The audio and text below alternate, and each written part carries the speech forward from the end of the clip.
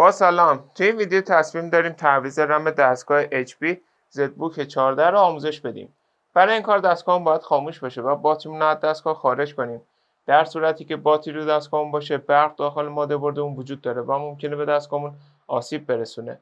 خب برای این کار دستگاهمون رو برمیگردونیم.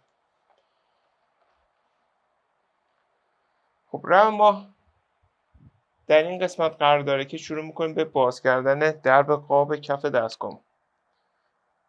خب رم این مدل دستگاهی که داریم باز میکنیم رم DDR3 PC3L هستش که در پایین ویدیو هم نحوه خرید این کالا رو توضیح دادیم. خب بعد باز کردن پیچ این زامن رو به سمت چپ میبریم و درب قاب رو به صورت کشویی جدا میکنیم.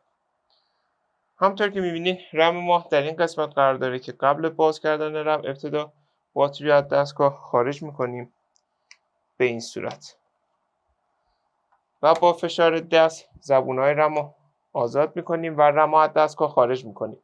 برای جا زدن دوباره رم اونو داخل شیار قرار میدیم و اونو به سمت پایین فشار میدیم به این صورت. ما الان میتونیم رم جدیدمون رو جایگزین کنیم. حالا برای آشنایی با نحوه خرید این کالا به ادامه ویدیومون توجه کنید.